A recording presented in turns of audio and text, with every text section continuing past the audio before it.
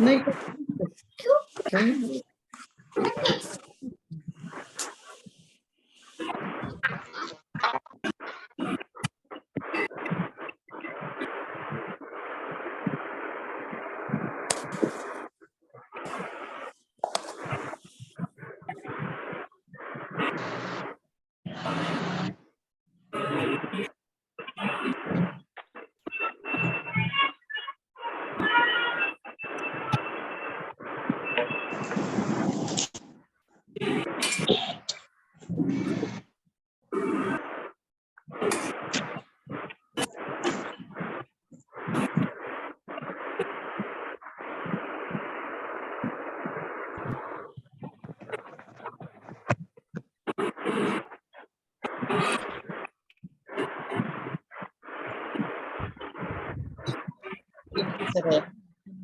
अभी इधर ये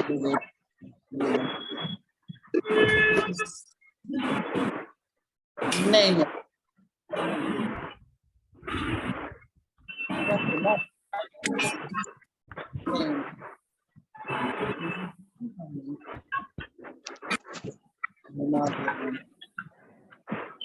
बहुत लोग जग रहे हैं ना।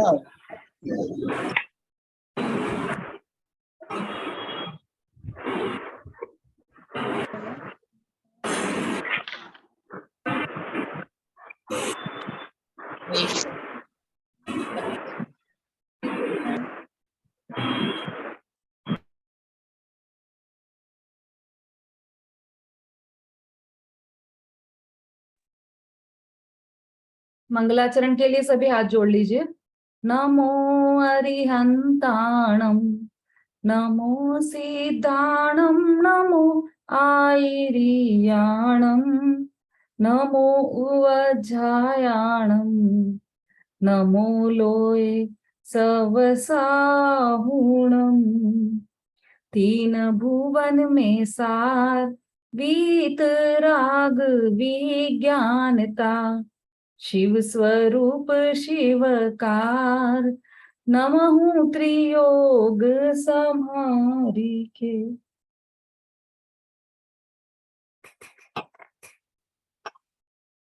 आज तो बहुत ही मंगल दिवस है।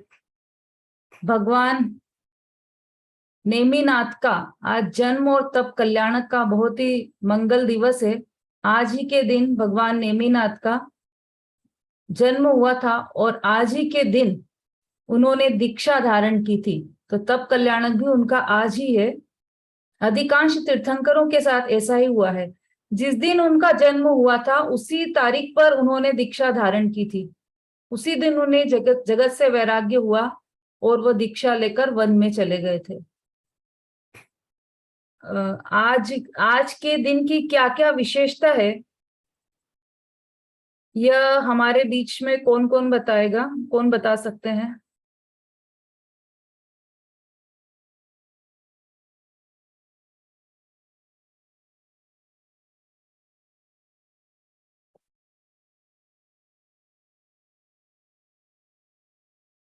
हाँ, उषा जी हैं। हाँ, संगीता जी आप बताइए।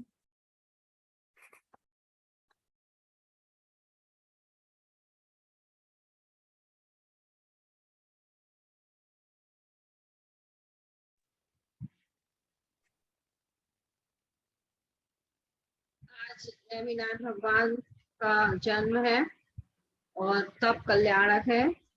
तो आज राजुल से उनका विवाह होने वाला था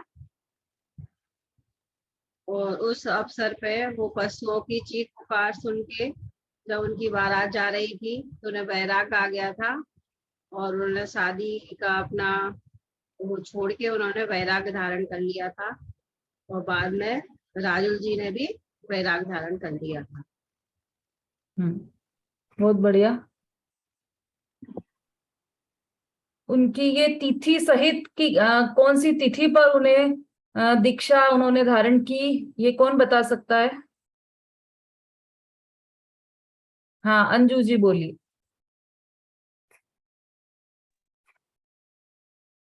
जिन्हें हाँ सभी को। हाँ, मैं और कुछ बोलूं क्या, उतना ही बोलूं, बस थोड़ा ही बोलूं कि और कुछ हाँ बोलूं, बोलिए। ज्यादा आप, बोलूं कि बस उतना ही बोलूं, आपका इतनी कैमरा, बताऊं कि आगे और कुछ बोलूं? आपका कैमरा अच्छा ठीक ठीक है। कीजिए, आपकी फेस पर लाइट नहीं आ रही है। हाँ बस अब ठीक है, अब बोलिए। जय जी बहन, वो नेमनाथ भगवान मतलब राजा समुद्र विजय और माता शिवा देवी के मतलब पुत्र थे। इनका जन्म सौरीपुर में हुआ था। है, और जन्म से ये मतलब तीन ज्ञान के धारी थे। आवाज ठीक से नहीं आ रही आपकी, आपके यहाँ नेट प्रॉब्लम है शायद, नेट का प्रॉब्लम है शायद आपके यहाँ मतलब पर, आवाज श्रावण ठीक नहीं आ रही श्रावण है। सुदी षष्ठी के दिन इनका जन्म हुआ। श्रावण श्रावण अभी मैं बाहर जाकर हाँ चलिए कोई बात नहीं, तब तक और कोई बोलना चाहता है तो उनसे पूछ लेते हैं अपन।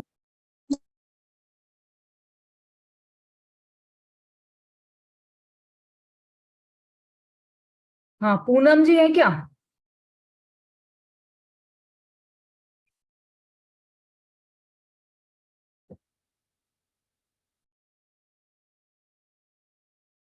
हाँ वंदना जी बोलिए।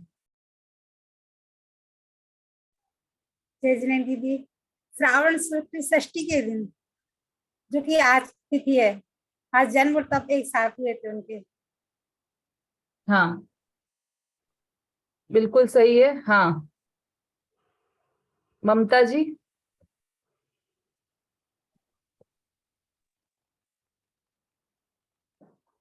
जय जिनेन्द्र दीदी, हम्म। नेमिनाथ भगवान का जन्म श्रावण शुक्ल छठ के दिन हुआ था। और नेमिनाथ भगवान की दीक्षा कल्याणक भी श्रावण शुक्ल सप्तमी के दिन छठ के दिन हुआ था। और एक और ये है कि इनके पांचों कल्याण शुक्ल पक्ष में ही हुए हैं। आज जब मैंने पूजा पढ़ी तो मैंने देखा कि सारे कल्याणक इनके शुक्ल पक्ष में ही हुए हैं। ये एक भी खास बात है। बहुत बढ़िया, बहुत अच्छा, आपने पूजा करते समय ये ध्यान रखा, बहुत अच्छी बात है ये। हाँ अंजू जी बोलिए।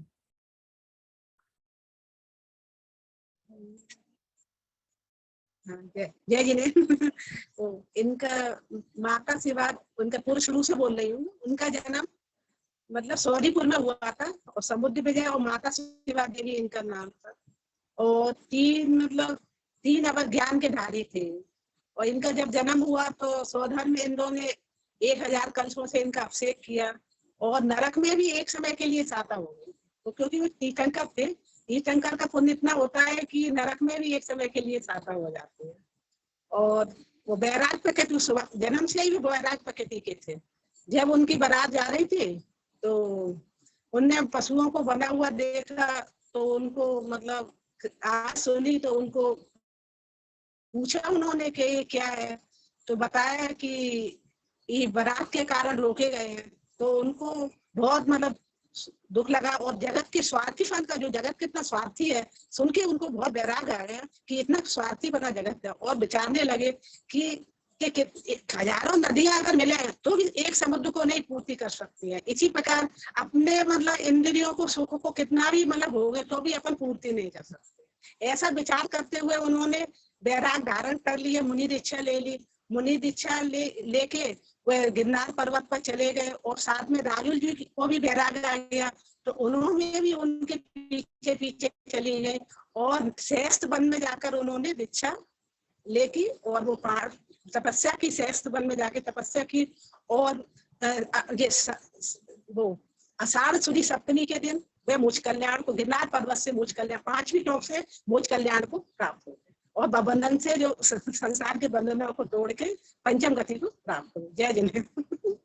हाँ जय जिने। बहुत बढ़िया, बहुत अच्छा बताया आपने। पूरा ही उनका जीवन का संक्षिप्त वर्णन आपने किया है यहाँ पर। यहाँ पर विशेष ध्यान में रखने योग्य बात यह है कि कहीं कहीं पर ऐसा प्रचलित है कि जब नेमिनाथ की बारात निकली थी, राजकुमार नेमिनाथ की बारात निकली थी, तो पशुओं को बाड़े में बांध दिया गया था। क्यों बांधा गया था, इसकी अलग अलग जगह पर अलग अलग बातें प्रचलित है। कहीं पर ऐसा आता है कि इसलिए बांध दिया गया था कि जो बारात में मांसाहारी नरेश आने वाले थे, राजा लोग आने वाले थे बाहर के, विदेश के, उनके लिए मांस बनाने के लिए उन पशुओं को बांध दिया गया था। तो अगर यह किंवदंती आपको भी पता हो तो ये बिल्कुल ही गलत है, क्योंकि ये तो बस अफवाह फैल गई है। क्योंकि ऐसा तो कभी हो ही नहीं सकता कि तीर्थंकर जो बनने वाले हों, ऐसे राजकुमार नेमिनाथ की बारात में मांसाहारी नरेश आए और उनके लिए बारात में मांस के भोजन की व्यवस्था की जाए, ऐसा तो संभव ही नहीं। तो फिर क्यों बांधा गया पशुओं को? कि पशुओं को इसलिए बांधा गया कि उस समय पशु निकलकर इधर उधर भाग रहे थे और नेमिनाथ की बारात आने वाली थी, तो उनकी बारात आने में विघ्न ना हो, उनके जो खुशियां मना रहे थे, नाच रहे थे, गा रहे थे बाराती लोग, उसमें विघ्न ना हो, इसलिए पशुओं को अलग अलग बाड़े में बांध दिया गया। अब हुआ ये, पशु चित्कार क्यों कर रहे थे? कि ये हुआ कि जैसे गाय है, गाय इस बाड़े में बंध गई और उसका बछड़ा उस बाड़े में बंध गया, ऐसे कई पशु अलग अलग बाड़े में बंध गए। तो वो गाय अपने बछड़े को देखकर जोर जोर से चीख रही और बछड़ा अपनी माँ को देखकर चीख रहा था, इसलिए ये पशु की चित्कार हुई और इसे देखकर नेमिनाथ को वैराग्य आया। इसलिए नहीं बांधा गया था उन्हें, और चित्कार पशु इसलिए नहीं कर रहे थे क्योंकि उन्हें मारा जाने वाला था, बस सिर्फ इसलिए था कि उनका बिछोह हो गया था आपस में, इसलिए वो पशुओं की चित्कार चल रही थी वहां पर। कहीं कहीं पर ऐसा भी आया है किसी किसी पुराण में कि यह सब कृष्ण की चाल थी। कृष्ण चाहते थे कि नेमिनाथ को वैराग्य आ जाए और वो छोड़कर चले जाएं और राज्य भाग कृष्ण को सौंप दिया जाए, इसलिए कहीं कहीं पर ऐसी भी चर्चा है। मूल बात यह है कि जैन धर्म में हिंसा के लिए कोई भी स्थान नहीं है। जैन धर्म का तो स्लोगन ही है, नारा ही है, अहिंसा परमो धर्मः। तो यहाँ पर हिंसा की तो कोई बात हो ही नहीं सकती, ये तो पक्की बात है। इसका मतलब ये हुआ कि जो दूसरी बात थी वही सत्य होगी, कि पशुओं को बांध कर रखा होगा बाड़े में, ताकि वो रथ वगैरह जो चल रहे हैं, जो हाथी निकल रहे हैं, उनको बीच में डिस्टर्ब ना हो, इसके लिए उनको बांध कर रखा गया था। चलिए, बहुत बढ़िया। हाँ, नेमिनाथ के संदर्भ में, आज जन्म और तप कल्याण के उसके संदर्भ में उषा जी भजन भी सुनाना चाहती हैं। उषा जी जरा हैंड रेस करें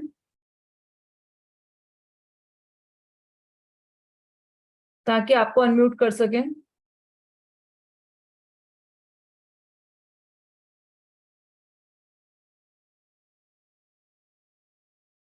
नहीं है उषा जी, नहीं है क्या?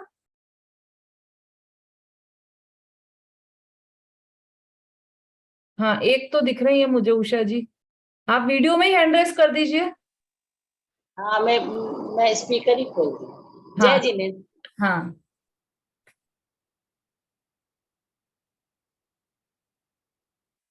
नैमी पिया राजुल पुकारे सुबह शाम, नैमी पिया राजुल पुकारे सुबह शाम, नौ भव की प्रीत मेरी हुई बदनाम, नौ भव की प्रीत मेरी हुई बदनाम, गिर को गए छोड़े पशुओं का बंधन, गिर को गए छोड़े पशुओं का बंधन, राजुल को डाल गए उलझन में उलझन, बाली उमरिया मेरी कैसे रहे राम, बाली उमरिया मेरी कैसे कटे राम, नौ भव की प्रीत मेरी हुई बदनाम, माता कहे राजुल क्या जिद पड़ी है,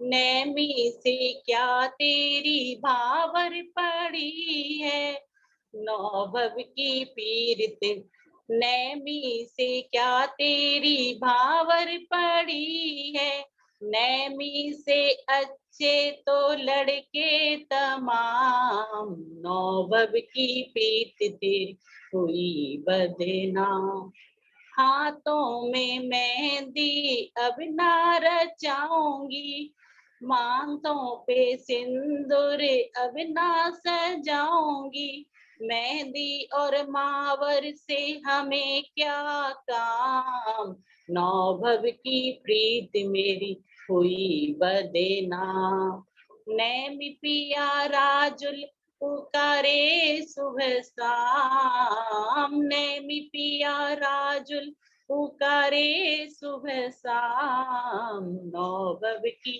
प्रीत मेरी हुई बदनाम। जय जिने। हाँ, बहुत बढ़िया। वैसे यह भजन था बारात के समय का। नवभव की प्रीत वास्तव में तो होती नहीं है, ऐसा कुछ, ऐसी कोई चीज नहीं होती है, क्योंकि एक जन्म के बाद दूसरे शरीर धारण करने के बाद पता ही नहीं होता है कि कौन पत्नी, कौन माता, कौन पिता। हाँ, लेकिन इनकी तो थी, नेमी राजुल का नवभव का साथ था, ये बात सत्य है। लेकिन आज तो यहाँ पर जन्म और तप कल्याणक की बात है कि जन्म भी हुआ तो उनका हम जन्म दिवस मनाए, हैप्पी बर्थडे मनाए तो सबको तकलीफ है, और नेमिनाथ का जन्म सब मनाए और सामूहिक रूप से मनाए, ऐसा ऐसा भेदभाव, कि हाँ ऐसा ही भेदभाव है। इसलिए क्योंकि आपका जन्म हुआ है, तो आप किस लिए जन्म हुआ है आपका, ये आप इस जन्म के बाद, जन्म होने के बाद आप अपने नरभाव को सार्थक कर लें, वो अलग बात है। लेकिन जन्म तो हुआ है ऐसा कि इस भाव में तो आप मोक्ष नहीं जाने वाले। और नेमिनाथ भगवान का जन्म हुआ था इसलिए कि वो जन्म मरण का ही अभाव करने वाले थे उसी जन्म में, वो अंतिम जन्म था। अगर आपका भी अंतिम जन्म आएगा तो आपका भी खूब बर्थडे जोर शोर से मनाना, खूब मिठाइयां बांटना। लेकिन नेमिनाथ भगवान का हम इसलिए जन्म कल्याणक मना रहे हैं क्योंकि उन्होंने जन्म और मरण दोनों का ही नाश कर दिया, और अनंत काल तक उन्हें कभी जन्म नहीं होगा उनका, और न ही वो किसी माता के गर्भ में भी आएंगे। इसलिए उनका जन्म कल्याणक हम सब यहाँ मनाया है हमने, और तप कल्याणक भी मनाया है। तप कल्याणक के संबंध में किसी को कोई भजन याद है?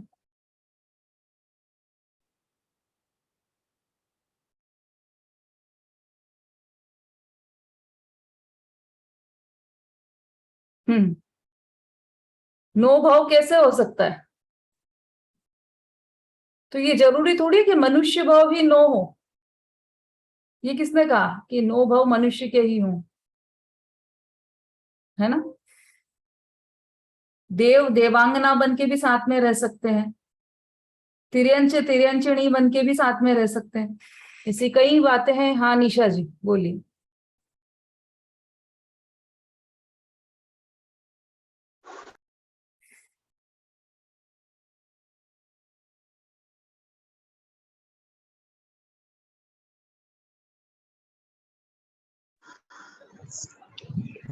जय जिने दीदी। हाँ, नेमी चलेगी नार पानी क्षमा क्षम बरसे, नेमी चलेगी रे नार पानी छम बरसे, एक तो वो राजा के बेटे, वो राजा के बेटे, दूजे दीक्षालिनी धार पानी क्षमा क्षम बरसे, नेमी चले गिरे नार पानी क्षमा बरसे, एक ही तो नगन तने उनका, नगन तने उनका, दूजे ठंडी पड़े हैं फुवार पानी छम छम बरसे, नेमी चले गे नार पानी छम बरसे, एक तो वो सखी समझाए, वो सखी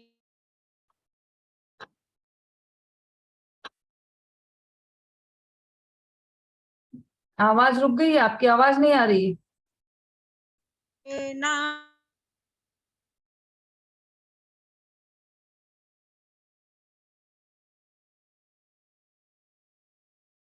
आवाज नहीं आ रही है, चलिए कोई बात नहीं, भजन तो आपका हो ही गया था।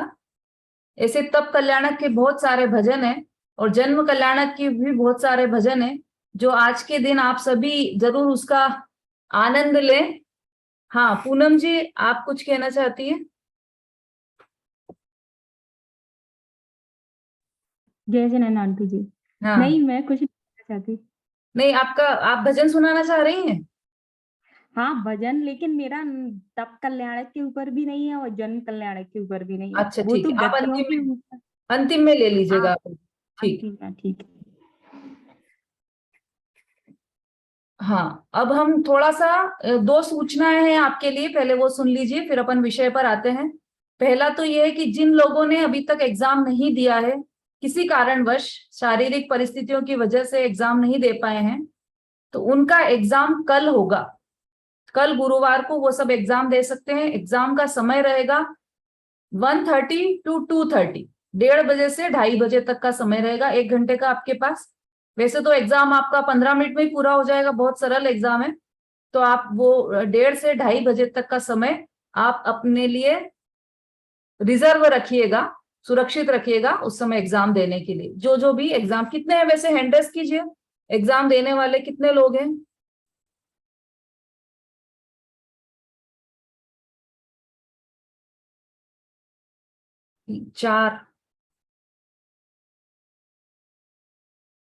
चार लोग हैं, और भी कोई है?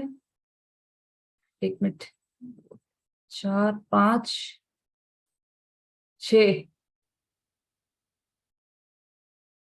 6 लोग हैं। और जो लोग हैंड रेस नहीं कर पा रहे हैं वो कम से कम वीडियो पर आकर हैंड रेस करें।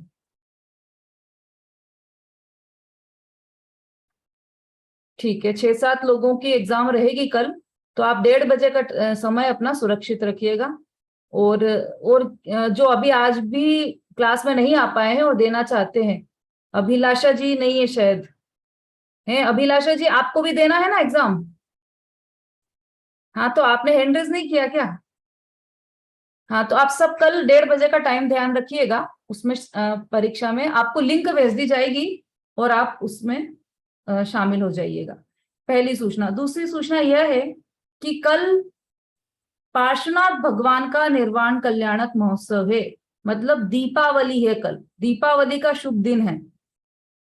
दीपावली अभी तो बहुत दिन है, अक्टूबर में आती है दीपावली। तो दीपावली हमारा मनाने का उद्देश्य ये रहता है कि उस दिन महावीर भगवान का निर्वाण हुआ था। और 24 तीर्थंकर है हमारे, और तीर्थंकर में तो कोई फर्क है नहीं।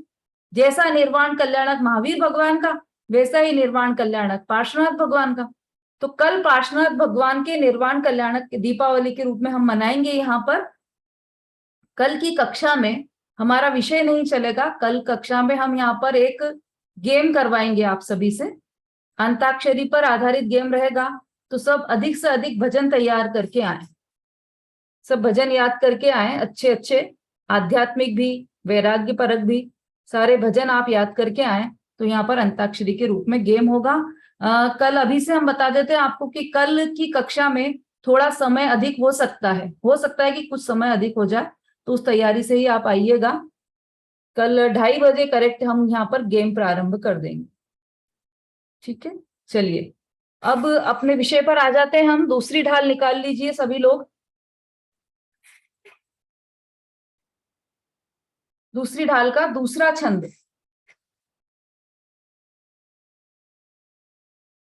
हाँ हैंड्स डाउन कर लीजिए वापस सभी। दूसरी ढाल का दूसरा छंद, अग्रहित मिथ्या दर्शन और जीव तत्व का लक्षण। कल हमने 7 तत्व का स्वरूप देखा था, वह सबको समझ में आ गया होगा। आज अग्रहित मिथ्या दर्शन और जीव तत्व का लक्षण, ऐसा करके ये बात प्रारंभ करते हैं। तब कल मैंने एक चार्ट बनाने को बोला था आपको, अपने नोटबुक में एक चार्ट बनाइए, उसमें सबसे ऊपर लिखिए मिथ्यात्व, मिथ्यात्व, और उसके 2 भेद कीजिए। हाँ एक बात और, अभी तक तो विशु जी बना रही थी नोट्स यहाँ पर, कल किसी ने भी नहीं डाले हैं नोट्स बनाकर। अब आगे के लिए अच्छे सुंदर नोट्स बनाए अभी तक तो विशु जी ने, अब आगे के लिए कौन नोट्स बनाना चाहता है, हैंड रेस कर दीजिए। नोट्स बनाकर ग्रुप में डालना है।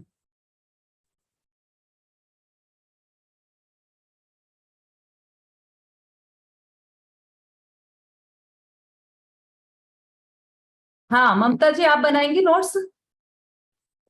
ठीक है, बहुत बढ़िया। तो फिर आप ग्रुप में डाल दीजिएगा, आज के भी नोट्स आप ग्रुप में डाल दीजिएगा, ठीक है। हाँ, अब चार्ट बनाइए सभी अपने अपने पेज पर। ऊपर लिखिए मिथ्यात्व, उसके दो भेद कीजिए। पहला लिखिए अग्रहित मिथ्यात्व,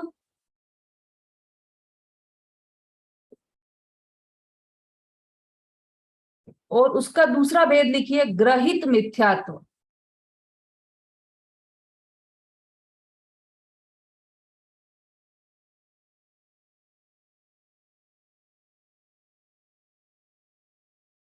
अब अग्रहित मिथ्यात्व के नीचे लिखिए नंबर 1 अग्रहित मिथ्या दर्शन।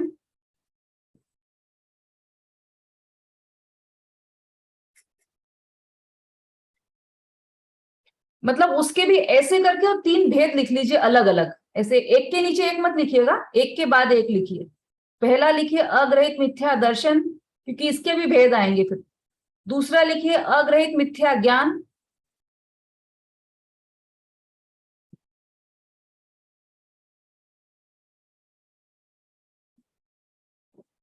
और तीसरा लिखिए अग्रहित मिथ्या चारित्र।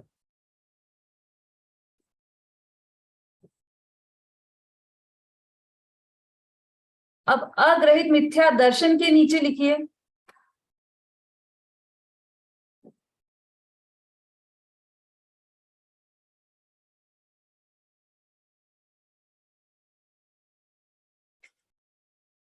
सभी नोट्स बना रहे हैं ना? शशि जी, बिंदु जी, यशा जी, अर्चना जी, दो दो अर्चना है देखिए यहाँ पर, वीनू जी, राशि, सरिता जी, सीमा जी, गुंजन जी, हेमा जी। सबको समझ में आ रहा है ना बराबर कि नोट्स कैसे, ये कैसे चार्ट बनाना है?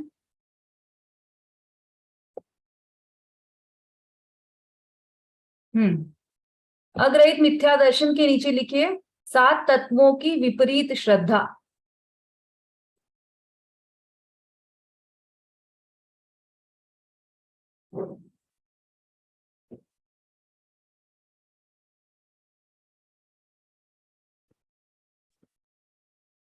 अब उसके नीचे लिखिए पहला जीव तत्व की विपरीत श्रद्धा।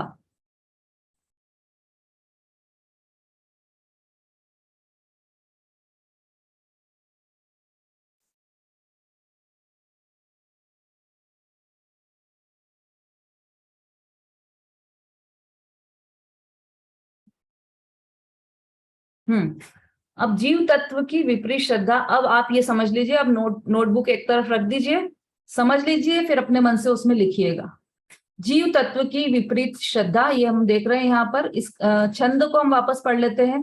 जीवादि प्रयोजन भूत तत्व सरधे तीन माही विपर्ययत्व, चेतन को है उपयोग रूप, बिन मूरत चिन मूरत अनूप। इसमें पहली लाइन में अग्रहित मिथ्या दर्शन के बारे में बताया गया है।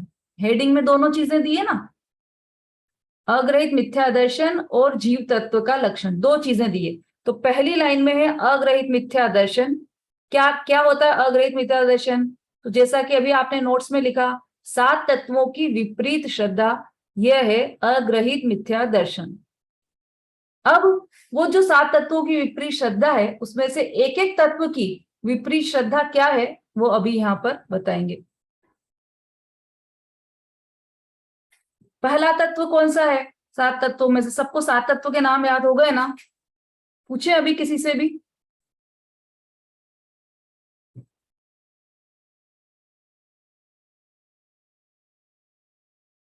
हाँ रश्मि जी बताइए।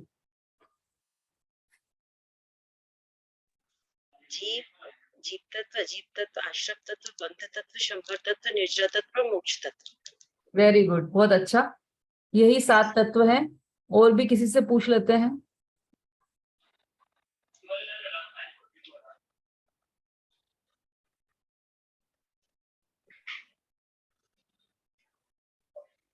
अर्चना जैन।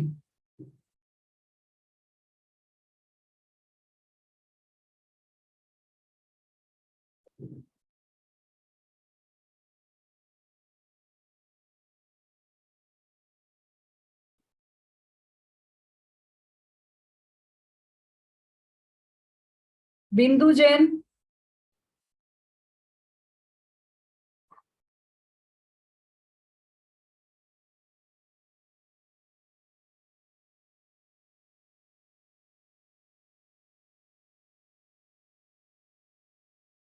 सोनिका जैन। हाँ जी दीदी जी। जीव अजीव आश्रय बन संवर निजरा मोक्ष, ये है 7 तत्व। बहुत बढ़िया, बिल्कुल सही बताया आपने। कहाँ से हैं आप?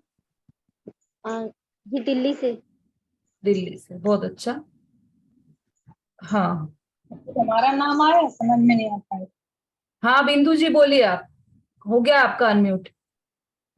हाँ, जीव अजीव बन संवर आश्रम निर्जरा मोक्ष तक। हाँ बोले तो आपने बिल्कुल सही है, सातों ही बोले हैं, लेकिन क्रम थोड़ा सा ऊंचा नीचा हो गया है। फिर से ट्राई करें आप। जीव अजीव आश्रम बन संवर निर्जरा मोक्ष। हाँ अब बिल्कुल सही बोला है आपने। जीव अजीव आश्रव बन संवर निजरा और मोक्ष, बिल्कुल सही।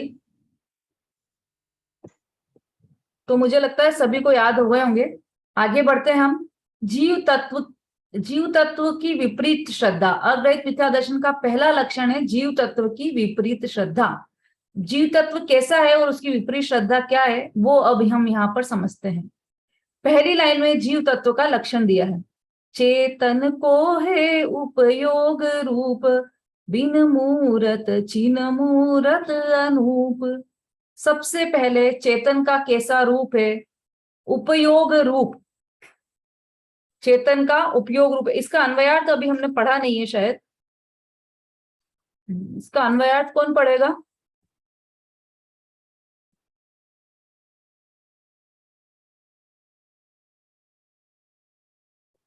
स्वेच्छा जी पढ़िए। जय जय आंटी। हम्म।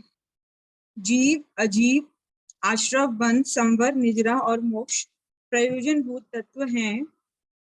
उनमें विपरीत श्रद्धा करना सो अग्रहित मिथ्या दर्शन है।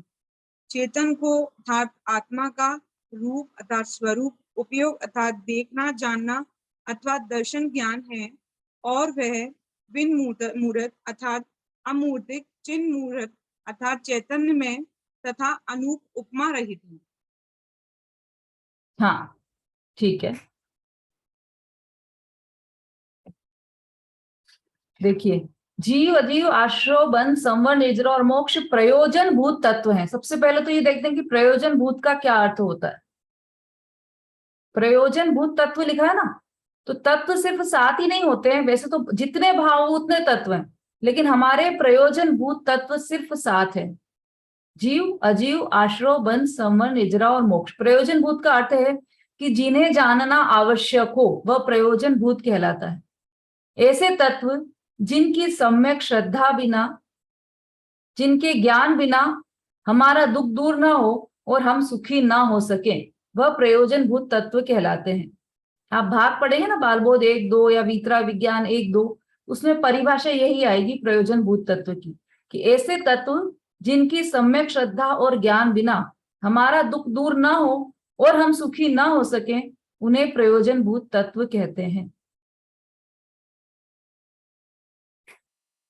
हाँ लिखना हो तो एक बार और बोल देती हूं मैं। प्रयोजन भूत तत्व ऐसे तत्व जिनकी सम्यक श्रद्धा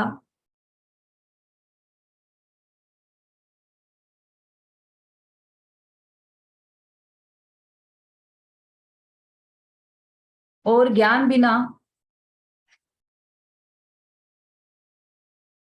हमारा दुख दूर ना हो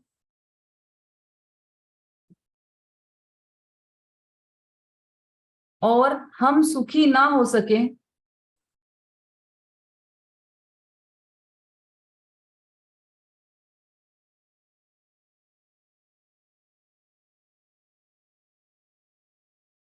उन्हें प्रयोजन भूत तत्व कहते हैं। प्रयोजन भूत,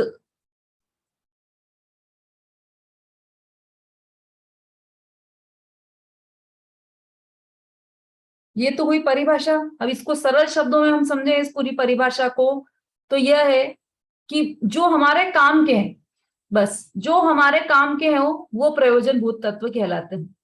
मतलब जिसको हमें जानना जरूरी है, उसके जाने बिना हम सुखी नहीं हो पाएंगे, वो प्रयोजन भूत तत्व है। कैसे? तो एक उदाहरण से अपन देखते हैं। एक बार क्या हुआ, एक सेठ जी थे, बहुत पैसा था उनके पास, सेठ जी थे तो खूब अनाप शनाप पैसा था, किंतु उनका धर्म में बिल्कुल मन नहीं लगता था। और उनकी जो पत्नी थी सेठानी, वो बहुत धार्मिक प्रवृत्ति की महिला थी। वो पूजन पाठ स्वाध्याय इसी में उसका दिन जाता था और दिन रात वो अपने स्वाध्याय आदि कार्यों में लगी रहती थी। वो सेठ जी को रोज कहती थी कि देखो आपने इस जन्म की तो बहुत कमाई कर ली, लेकिन ये कमाई आपके साथ जाने वाली नहीं है, अगले जन्म के लिए कुछ कमा लो। तो वो हंसते थे कि अगले जन्म के लिए क्या कमाना है, अगले जन्म का तो पता ही नहीं है कि मैं कहाँ जाऊंगा और मैं रहूंगा भी कि नहीं, मैं तो मर जाऊंगा यहीं पर ही। तो हंसते थे वो उसकी बात की अगले जन्म की क्या कमाई करना। लेकिन वो उससे ये था कि मुझे सेठ जी को बताना ही है कि धर्म कार्य उचित होता है और धार्मिक कार्यों में लगना चाहिए, मुझे सेठ जी का आचरण ठीक करना है, उसके मन में यह था। तो वो बार बार कहती थी, रोज रोज कहती थी। तो रोज रोज सेठ जी टाल देते थे। वो कहती थी कि आज मंदिर चले जाओ, आप दर्शन करके आओ। तो नहीं नहीं नहीं जाना, हाँ ठीक है कल चला जाऊंगा, रोज टालते थे। फिर अब एक दिन सेठानी को उसने सोचा कि ये तो ऐसे नहीं मान रहे हैं, तो उसने बोला कि आज तो आप मंदिर नहीं जाओगे तब तक मैं अन्न जल ग्रहण नहीं करूंगी, आप पहले मंदिर दर्शन करके आ जाओ, केवल जाके आ जाओ, बस मंदिर जाओ और आ जाओ। बोले मेरा मन नहीं लगता है मंदिर में। नहीं, बस आप जाओ और आ जाना, वहां भगवान को देखना और वापस आ जाना। ठीक है भैया, स्त्रियों के हट के आगे तो किसी की भी नहीं चलती। तो चले सेठ जी मंदिर। तो सेठानी ने उन्हें रोका और बोला देखो आप मंदिर तो जा रहे हो, लेकिन वहां से कोई भी 3 बातें याद करके आना, 3 बातें सीख कर आना, कोई भी 3 बातें। मंदिर में जाओगे तो आप वहां से कोई भी 3 बातें सीख कर आना। सेठ जी ने बोला मैं वहां पे क्या सीखूंगा, मुझे नहीं पता, आप कोई सी भी 3 बातें आकर मुझे बताना। ठीक है, सेठ जी चले मंदिर। अब सोचते सोचते गए कि क्या करूंगा मैं मंदिर जाके, मेरा तो मन लगता नहीं है। तो गए मंदिर में, तो मंदिर में पुजारी रहता, तो नीचे पुजारी खड़ा था मंदिर के सीढ़ियों के वहां पर। तो उसने सेठ जी को देखा, अरे सेठानी जी तो रोज आती है और सेठ जी तो कभी भी नहीं दिखे आज तक मंदिर में, आज ही कैसे आ गए मंदिर। तो उसने बोला कि सेठानी, उससे भी पता था कि सेठानी रोज पीछे पड़ती है इनके कि जाओ जाओ। तो उसने बोला कि अच्छा, तो आज इन्होंने सेठानी की बात मान ली। जैसे ही सेठ जी एंटर किया मंदिर में, पुजारी जी ने क्या बोला, आ गए सेठ जी। क्या बोला उनसे, आ गए सेठ जी। उन्होंने बोला कि हाँ आ गया। फिर वो गए ऊपर, दर्शन किए उन्होंने, भगवान को देखा और थक गया, सोचने लगे मैं तो थक गया, चल चल के आया तो बैठ गए। पुजारी वहां निकला वहां से, तो बोला अच्छा बैठ गए सेठ जी। तो उनने बोला कि हाँ। अब वो ये सोच रहे थे कि मुझे 3 बातें याद करके ले जाना है, तो मैं कौन सी बात याद करूं। तो उन्होंने पहली बात तो यही याद कर ली, आ गए सेठ जी। तो उन्होंने वो रटने लगे कि आ गए सेठ जी। दूसरी बात उन्होंने ये याद की कि बैठ गए सेठ जी, तो उन्होंने वो याद कर ली, दूसरी बात बैठ गए सेठ जी। अब वो बैठे रहे थोड़ी देर, इतनी देर में पुजारी भी नीचे आ गए और सेठ जी वापस घर चलने लगे। तो उसको लगा कि